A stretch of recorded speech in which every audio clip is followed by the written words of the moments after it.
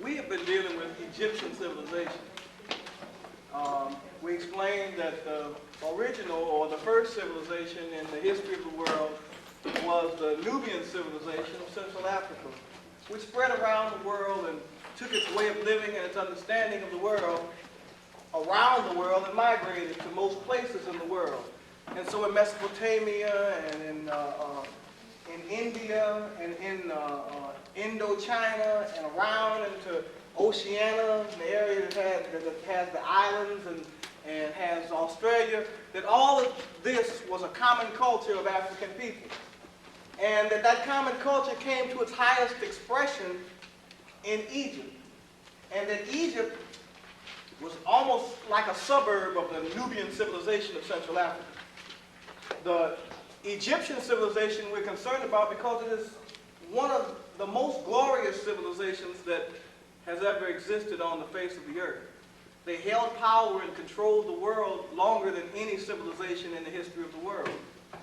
And we have been dealing with Egyptian civilization with the understanding that dealing with Egyptian civilization, we have a problem. And the problem that we have is that because of the political situation of the modern world, everything possible has been done to separate Egypt from Africa. And the reason that everything possible has been done because white people cannot say that Africa did not have significant civilization if they admit that Egypt is black. It is not just that they didn't have significant civilization. If we follow the line of thinking that Egypt was the first great civilization that they know of, actually what they have to face is that they gather their civilization from black people. And so the modern way around this problem, the way that Europeans have gotten around it for the last few hundred years, is to simply say that the Egyptians were not black, that they were somehow white, somehow. And even in the modern definitions of various races, which has expanded from 4 to 9, the civilization of Europe, the area that includes the land of the Bible, and Northern Africa are all considered to be the same racial mix of people. It's because their whole thing comes apart if they have to deal with Egypt as if Egypt was an African country made up of African people.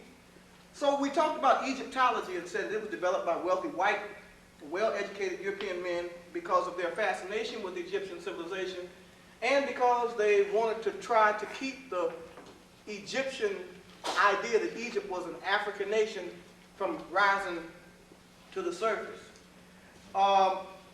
We tried to explain that the development of Egyptian civilization took place because of the constant invasion of knowledge from the south. Knowledge came from the south, and as we get into closing out Egyptian civilization next week, the way that knowledge flowed from the south kind of in waves. Whenever Egypt began to have problems, the invading forces from the south, it was like a friendly invasion. Not in the sense that they weren't trying to take power seriously, but what they were doing was when invasions came from the south, from when the Nubians began to move north, Egypt was first established, then later on in history, Egypt was unified, and then later on in history, when Egypt had fallen to oppressors, Egypt was liberated, and then when Egypt became a mediocre power in the world scheme of things, these invasions from the south, Pianki's invasion, led to the greatness coming back to Egypt again. And so the Nubians constantly invading from the south to take over Egypt, to make sure that the people in control in Egypt were not people that were going to be dealing with them in an adverse way, always strengthened the Egyptian empire. They brought with them not only their military power, but they brought with them their knowledge. Now, the thing we were dealing with last week was the African mystery temples, and we were trying to deal with how did the Egyptians amass such great knowledge, the kind of knowledge that is indicated by the pyramids and what the pyramids actually were.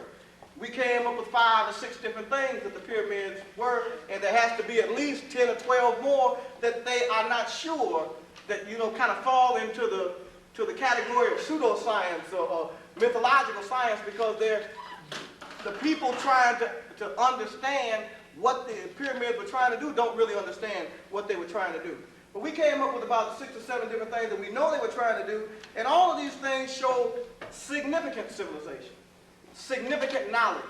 And the question had to be, how did the Egyptians amass such knowledge? And we said then that it was the African mystery temples that allowed this knowledge to be amassed.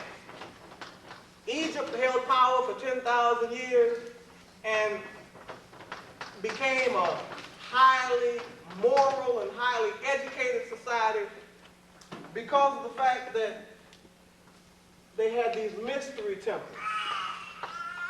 And it was these mystery temples, that's kind of hard picture to get into your mind because, you know, you get a picture of a church or of religion, and it was all of that, but it was more. This was the depository of all of the knowledge that the black man accumulated in the period of prehistory that we talked about before world history began. The long period of prehistory, the history that the white man doesn't know exactly what happened, and so he relegates it to the level of being insignificant. We talked about the mine found 43,000 years ago in southern Africa, which indicates a whole lot of things about the level of civilization in southern Africa at that time.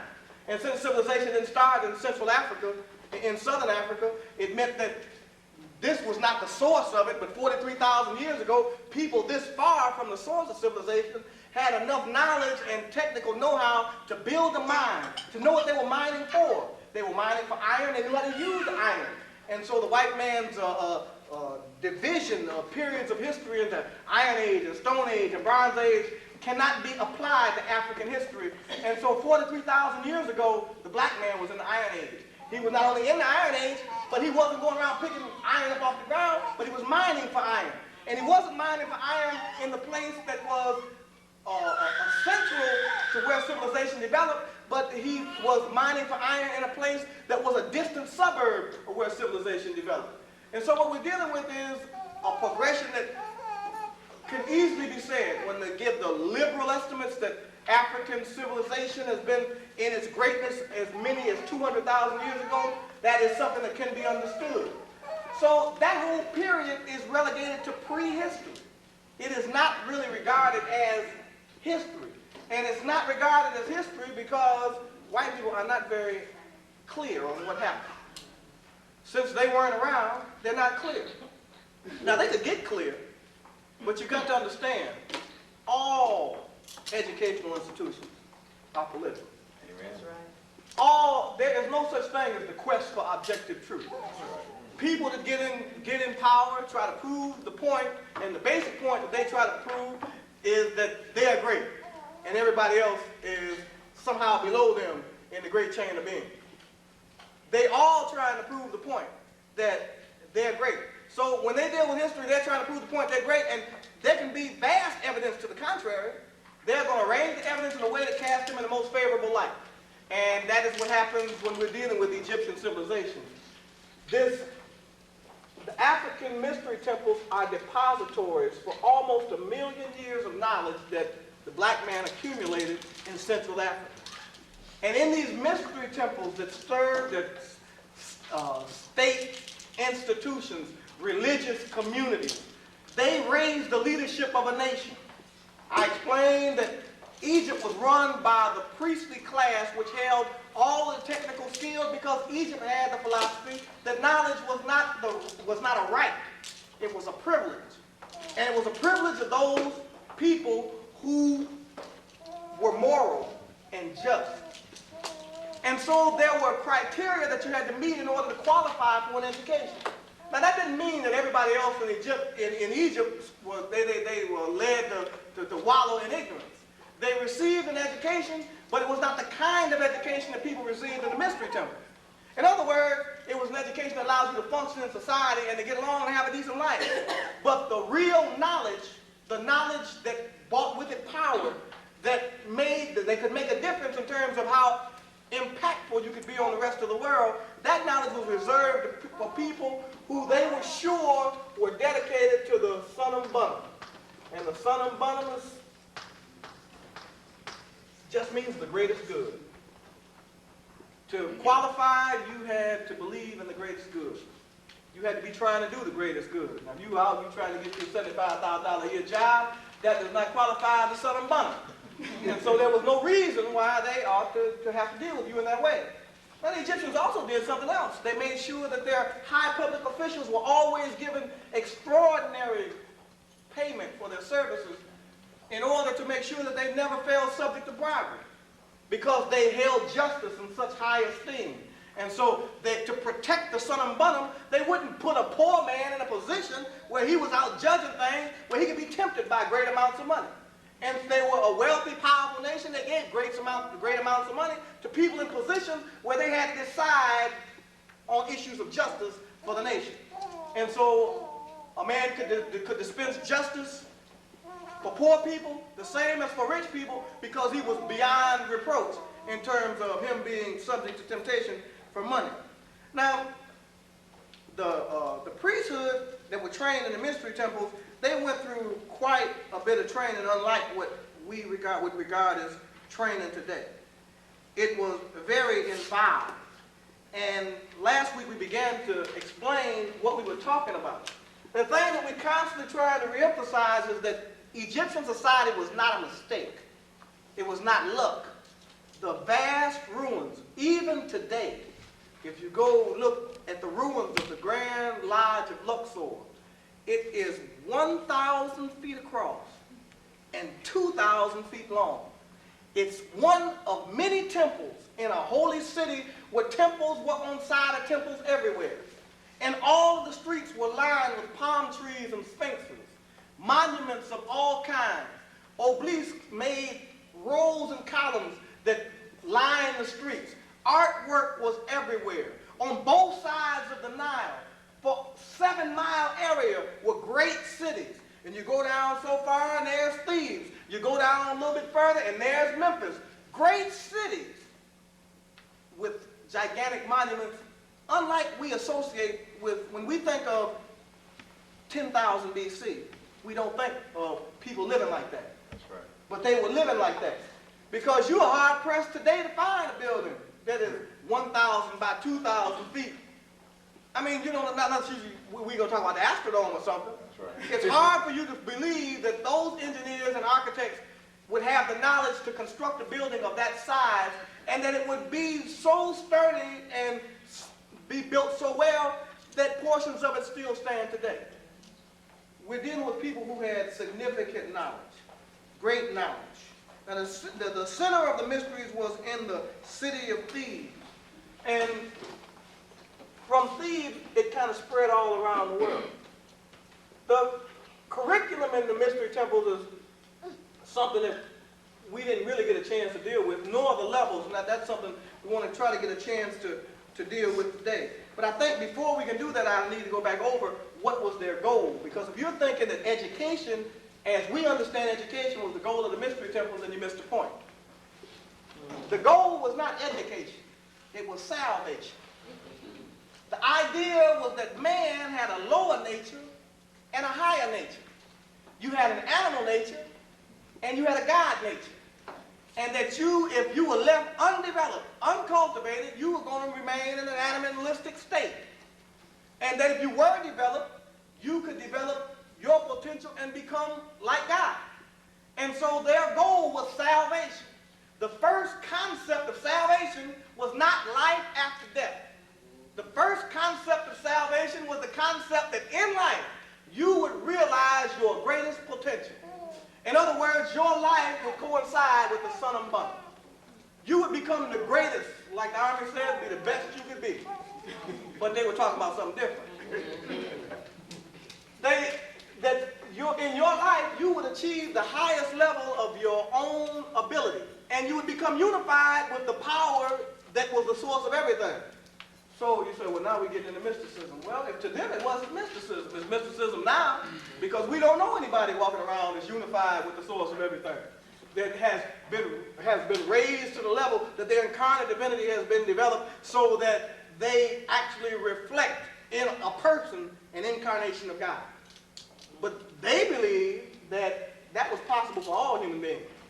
And what happened with Jesus was not a freak of nature or was not God's special intervention in the world, but it was something that could be done through a process that they understood and could lead a person through over an extended period of time. Now, when you think of modern knowledge, you're dealing with the accumulation of knowledge that the world has put together in roughly the last 5,000 years.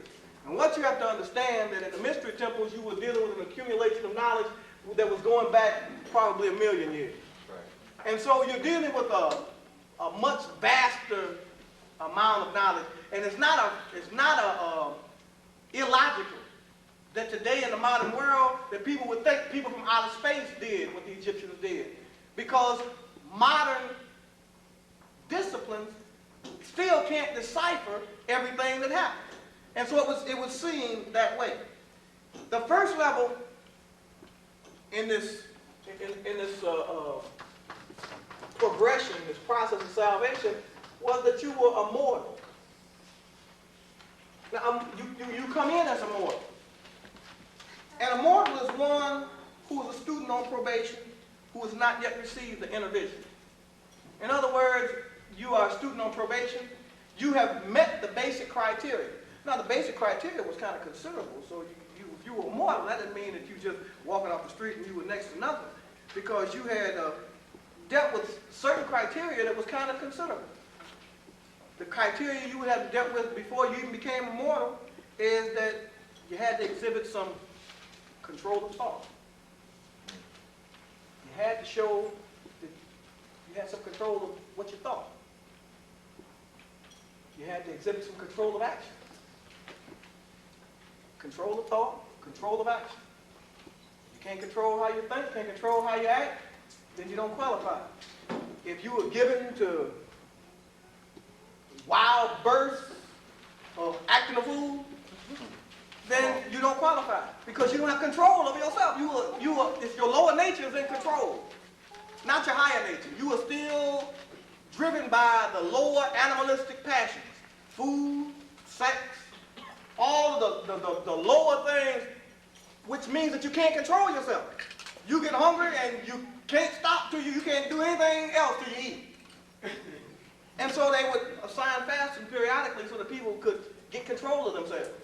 Teach people how to get control of themselves. And you can't go, I'm all fast, I can't do that. I can't do it. But they said, then you can't qualify. It is that kind of control. They believed that if you were going to have the power to engage in this kind, to deal with this kind of knowledge, that you had to have control over yourself.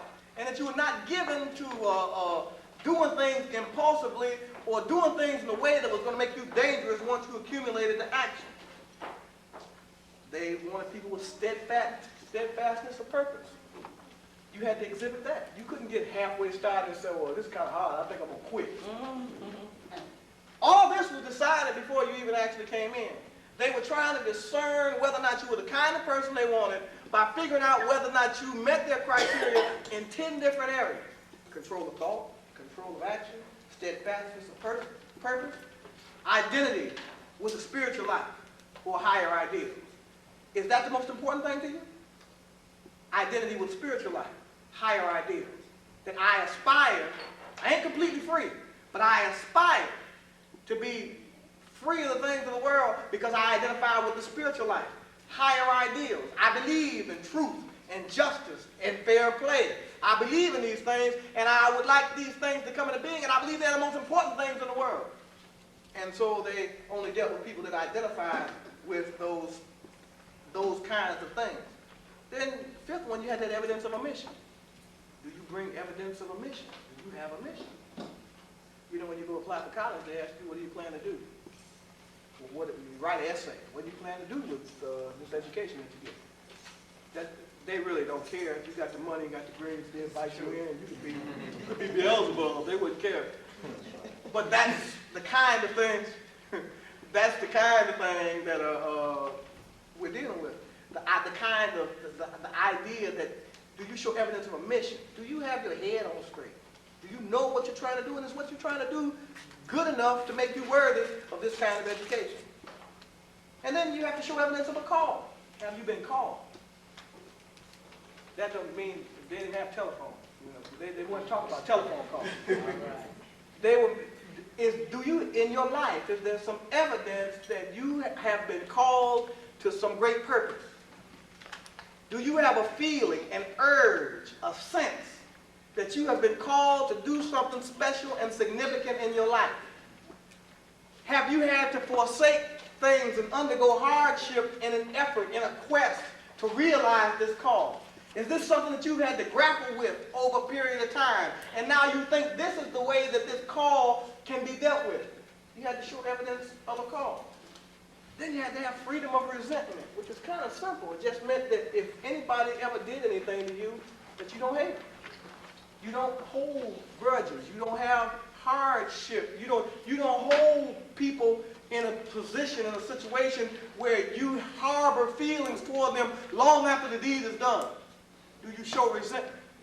Because they believe if you showed resentment, then obviously you could not aspire to the son of Madonna. Somebody does something to you and you want to kill them. That would not be the greatest good. They had to have a person that understands the act is evil and it's wrong, and I cannot engage in the act in the same way and still maintain myself as a person that is connected to the son of Madonna. And then the eighth thing they want to know is that you had to have confidence in your master. Hard thing teaching when somebody doesn't have confidence in the master. And so confidence in the master, or what they call fidelity, was a basic criteria in order to be accepted. The ninth thing, do you have confidence in your own ability to learn? If you come in there talking about, oh, I don't think I can learn this, oh, this is too deep, well, they have to show you the door. Because they were not trying to get people ready for menial tasks. They were training leadership for the whole world. When you consider that Jesus and Buddha and Moses all came out of mystery temples, you get some idea of the kind of people that they developed. They developed leadership for the whole world. And they were trying to train people who were going to take what they learned out and to serve people, taken to them, always guided by the principle of the son of Madonna. And the 10th thing they want to know is, were you ready for initiation? Not, I got all this, but I got a few things I need to take care of, and I'm going to come back, and I want y'all to let me in. Are you ready for initiation? Now. You ready now? You got your call. You got everything everybody asked for. You got evidence of a mission. You got all the criteria, control of thought, control of action. Everything's straight. Let's go. Wait a minute. Got to go back. I left some land unattended. I got to tell my mama where I am. Let's go. You didn't come twice. That's right. You came once and you had to be ready when you got there. Then when you got there and you were considered to be someone who they would take a chance on, you took an oath. And after you took that oath, the chief priest of the mystery temples said this to you. To you who come hither to acquire the right of listening, I address myself. The doors of this temple are firmly closed to the profane. They cannot enter hither. But you, mean, Musi, child of celestial works and research, listen to my voice, for I am about to disclose unto you great truths. Guard yourself from those prejudices and passions which might draw you from the true road to happiness. Fix your thoughts upon the divine being and keep him here ever before your eyes, in order to better govern your heart and your senses. If you earnestly desire to tread the true path of felicity, remember that you are always in the presence of that all-powerful being who governs the universe. This sole being has produced all things. Through him they exist, and he preserves them. No mortal can behold him, and nothing can be hid from his sight. Well, they give you that, and now you on your way. And then you start the curriculum of the mystery temples, which the first level that you would get as a mortal would be the 7 liberal arts.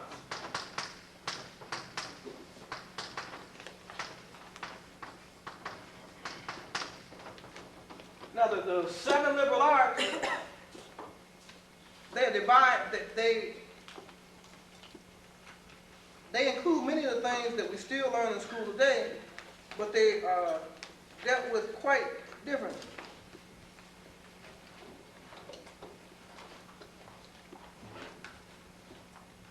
You have arithmetic, rhetoric, dialectic, geometry, astronomy, and music. Everybody got that. That's as mortal. You got the 7 liberal arts. And like I explained last week, music was not the idea. Every initiate of a mystery temple played an instrument. And the idea was that playing an instrument taught you how to live. Because it wasn't just the mastering of the instrument, that you were supposed to understand through your mastery of the instrument that this is the way that you had to learn to live. When you had been given the inner vision, when you had become a son of light, you would have learned to live in association with the music of the universe. In other words, you don't make the universe harmonize with you. You harmonize with the universe. You can't make the universe change so that it fits your idea of what ought to be right. But you have to change so you can fit into the universe in a way where you are not always upset and distraught because of the fact that you are trying to impose your will on all creation. It won't work. And so the idea is that you have to learn to be in harmony with the power that is everywhere, to be in harmony with God. And so it is the way you live.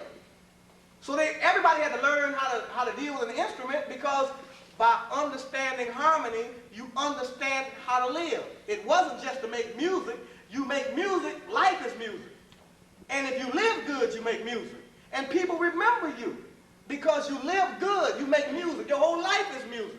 That's why Moses was a mystery temple graduate, and so he was a son of light. He made music, and people still talk about the music he made even today.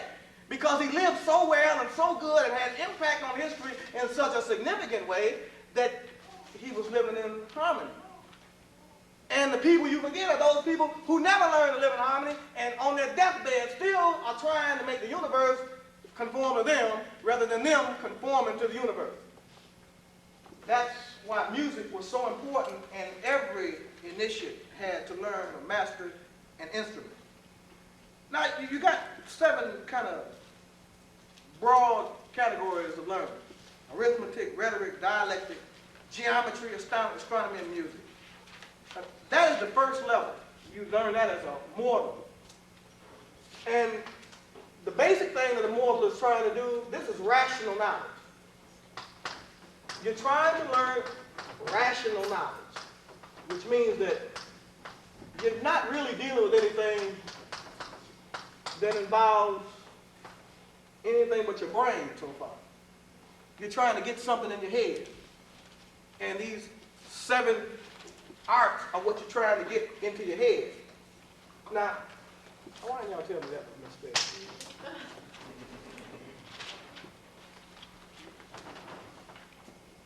See that thing there? See that fall? Okay. Guys, you're talking about mystery temple, you can't even spell nothing.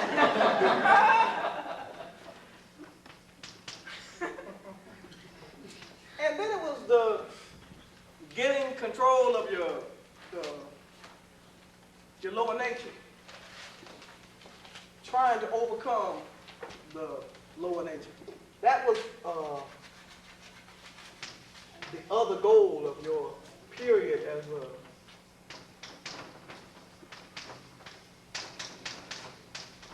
as a mortal.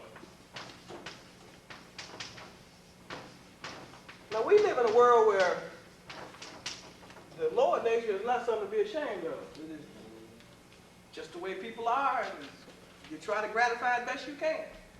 There's nothing wrong with amassing millions of dollars and spending it on yourself and know that in the same city that you're living in and squandering millions of dollars and flying backwards and forth across the world in your private plane, that there are people hungry, and you feel absolutely no obligation to those people. You got yours, let them get theirs. Well, that's the lower nature. Oh, yes. See, we all aren't that bad, so everybody say, yeah, they're no good, they're no good. Well, see, that's because they got something to be no good with, and we don't have anything to be no good, but we no good with what we got, you know. We believe that the lower nature is just, right. I take care of myself, I look out for myself, and I don't have to be concerned about anybody else. The son and bottom is not a motivation. It's not even a motivation among religious people. Religious people don't believe in a son and bottom. Do the greatest good for mankind and try to do what you can to create justice in the world. Christianity is weird because it backs up a whole lot of this drive to accumulate wealth. It supports it and tells you you don't have anything to feel guilty about. If you watch Channel 14, Channel 22, they'll save you on one hand and give you a book on how to make more money on the other hand. It's all together. It's because modern Christianity is not driven by people aspiring to do the greatest good. It is almost like a club. It's a religious club. It's a certain kind of self-deception about whether or not you have done the right thing, or whether or not you are living in such a way that you qualify for salvation. It is not doing the greatest good, which means calls you to do the greatest good. See, Jesus did the greatest good, and Jesus died on Calvary, so the greatest good was done by Jesus. There's nothing. Only greatest good you can do is to praise His name. Well, that is not the son of God. They would say that we all have the greatest good to aspire to. Now, that's why Egyptian society would be a peaceful, progressive, well-educated, orderly society, and the Christian society is chaotic, full of turmoil and hatred and race division of all kinds. Of the whole capitalistic system is based on inherent exploitation. Only way that you can advance the capitalistic system, the law of the land, is to take from somebody else. That's what it's all about. Take from somebody else. And things like socialism can't work because people are still bound to their lower nature. You can't have socialism in a world where everybody wants what they want right then, because nobody feels that ought to do what's best for the common good, and the only way you can motivate a worker to work is that they got to be motivated to work based on what they can get for themselves. And that's why all over Eastern Europe everything's collapsing, because they're finding out that the European can't deal with doing good for everybody. That's right. You can only identify with doing good for myself. That makes me work harder. That makes the companies try to make a better product. It makes me work harder and try to buy the best stuff. And trying to work for everybody is something that people in the modern world don't seem to identify with, because the lower nature has never been conquered. Now, if you move to the next level, which you become intelligence.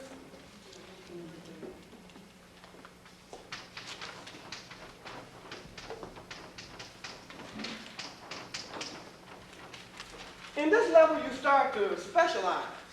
Now, it's not that you get off of this level when you've just learned so much. You have to receive the inner vision. If you receive the inner vision, we could call it the experience of God. You are touched by some power. You have some mystical experience. The inner vision qualifies you to move from being a mortal, where you are acquiring rational knowledge and conquering the lower nature, to the point where you are dealing with becoming a master of a certain discipline. In other words, here the idea is rational enlightenment. Here the idea is spiritual enlightenment.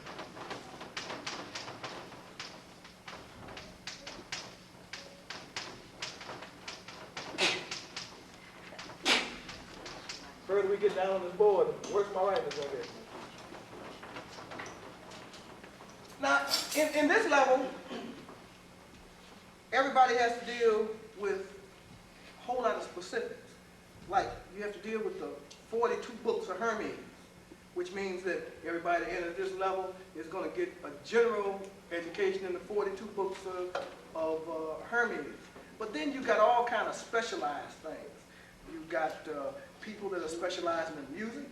You've got people who are specializing in astronomy. You've got people who are hieroglyphic. It specializes in topography and astronomy, the surveying and all that kind of thing. That's what Moses specialized in. He was an Egyptian hieroglyphic. He was trained as a surveyor, somebody that a topographer, somebody that understood the land.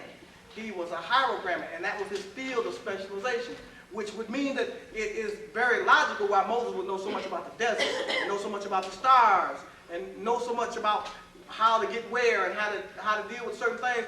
Almost everything Moses did is explained by the fact that he was an Egyptian hieroglyphic, which meant that he would have to have a certain knowledge of where water was and where water wasn't, where to go and where not to go in the desert, about which direction to take, and all the things that are indicated in the Bible, led by a pillar of fire by day, pillar of cloud by night. As an astronomer, he would know where to go and what to watch.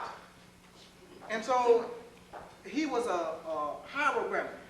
And then you got people who understood the process of the slaughter of animals and the process of embalming. And then you had the prophets, which was the education of priests. Then you had the 6 books of Hermes, which are medical books. All these are various specializations in this second level. And we're talking about a long time ago. We're talking about people in Europe didn't know what made blood circulate. Used to beat you to death only 150 years ago if you were insane. That's right. When the Black Plague came along, couldn't deal with it. Didn't understand if you lanced the sores and let the pus out, you had a greater possibility of surviving rather than keeping the pus in and bleeding the person. So they'd stick a knife in the person, bleed the person, thought that the disease was in the blood. But by bleeding the person, they made the person weaker and left the infection in, so they made a bigger infection and a weaker person to fight the infection, and then wondered why everybody died. Because they didn't understand what they were doing. This knowledge here preceded them by thousands of years, but it was all there. Then you had another division. It was the science of the monuments. And those were people that built pyramids and temples and libraries and sphinxes and all those things. Then you had those were the schools that dealt with architecture and masonry and carpentry and engineering, sculpture, metallurgy, architecture, mining, forestry. All those were just divisions, smaller divisions of a mystery temple that existed a long time ago. Then you had the secret science, like numerology, astrology, geometrical symbolism, things which today have become real bastardized forms of astrology in the newspaper every day. That's garbage. The numerology, for the most part, it is designed to take advantage of gullible people who have problems. And there is very little real knowledge of the old African science of numerology. Myths and parables and all these things were part of the secret sciences. And then there was another division that was still inside of the intelligences. People who trained in the social order and its protection.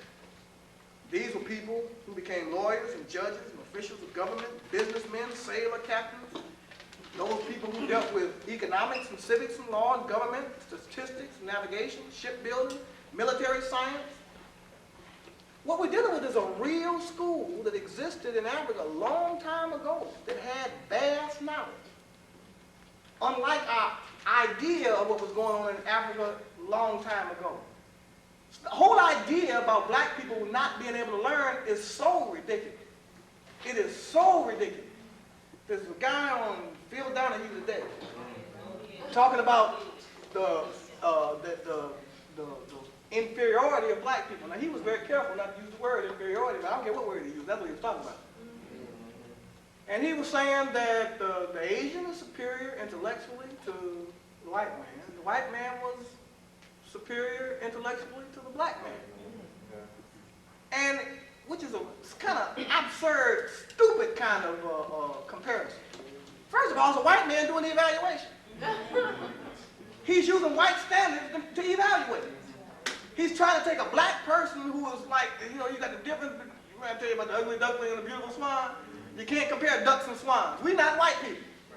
We are not white people, and so any situation where we have been dealt by whites, we're being measured by white standards, and we're in a situation of white culture, and the language and all of the things are culture bound, we got a problem.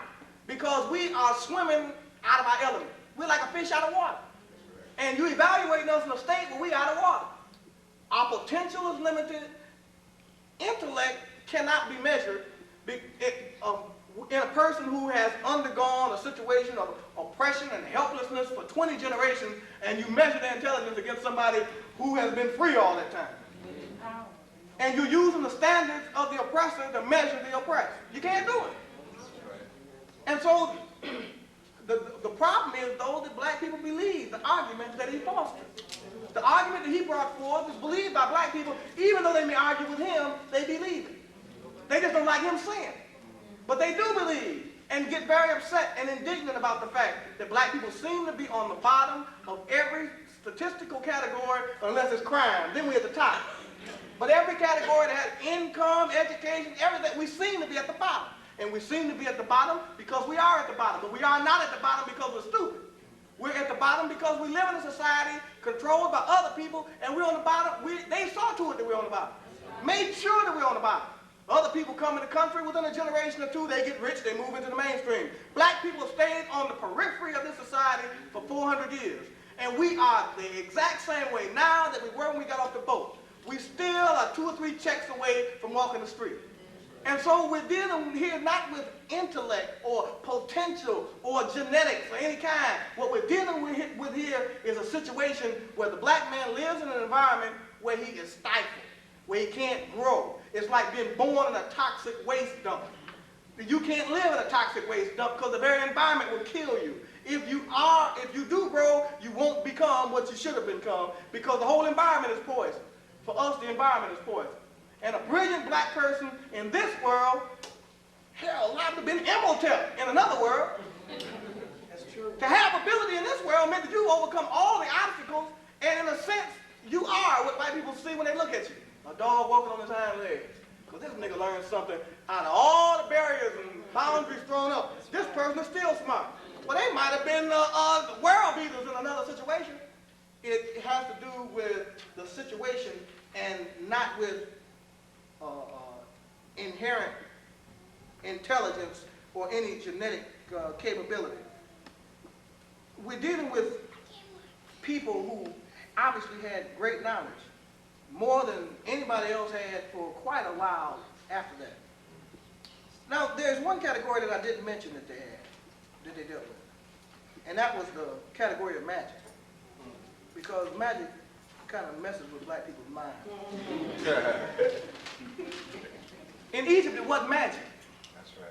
It's magic to us. Like if something happened, you say, "Oh, that was magic." It wasn't magic like that. It was. They had an understanding of physics, the physical world, and then they had metaphysics, beyond the physical world. In other words, the inductive reasoning of the white man, you got to have some stuff first to evaluate and to figure out how it works. But the African used deductive reasoning. He deduced that if these things were true, then there must be an unseen world which we can't see, and certain things will be true about it too. And over a long period of time, using deductive reasoning, he deduced a relationship with the unseen world, which became the science of magic. And it says that the specialization in magic, according to Herodotus, the Egyptian priests possessed supernatural powers, for they had been trained in the esoteric philosophy of the great mysteries. And they were experts in magic.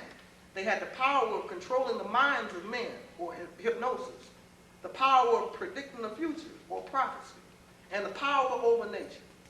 By giving command in name of the divinity and accomplishing great deeds. Herodotus also tells us the most celebrated oracles of the ancient world were located in Egypt. Here it might be well to mention that the Egyptian priests were the first genuine priests of history who exercised control over the law of God. Here it might also be well to mention that the Egyptian Book of the Dead is a book of magical formula and instruction intended to direct the fate of the departed soul. It was a prayer book of the mystery schools of Egypt, and the Egyptian priests received training in post-mortem conditions and the methods of their verification. It must also be known that magic was applied religion, or a primitive scientific method. Applied religion. And the reason I mention that applied religion is because religion that is not applied has no value. That's right. Applied religion simply means that your understanding, your belief, has to be capable of being applied to your everyday life. And if what you believe does not manifest itself in your everyday life in a way that shows that you have a relationship with supernatural power, there's something wrong with you or something wrong with your religion. Applied religion means that you're not reading about great things that happened long ago, but you are actually experiencing great things that are happening to you from day to day. Applied religion means that there is some application of what you believe that you can testify to. That's what it means to be a believer. It means to believe in something that's happening to you, not believe in something that happened to somebody else a long time ago. And so applied religion is the only real, verifiable religion. Not talk about religion, where you talk about what happened in the Bible, or you talk about what your grandmama told you, or you talk about something that happened when you were a child in school and in church and you didn't quite understand what happened. Applied religion is the kind of religion that is used in a way where the supernatural power that you say you have a relationship with is obvious in your everyday life. Now, these are the three categories of the mystery temples, and usually the question you get most is, well, what happened to them? I really ain't got a chance to get into what happened to them. Basically, the mystery temples, I just put down here Sons of Light. Sons of Light are those that have achieved the highest level or have achieved union with the divine power which is everywhere. They have been unified with it as a son of light. Now, the mystery temples became a problem for the rest of the world, well, for the Greek and Roman world. And even after Egypt was militarily reduced, they had a problem because the spiritual son of the world was still Africa.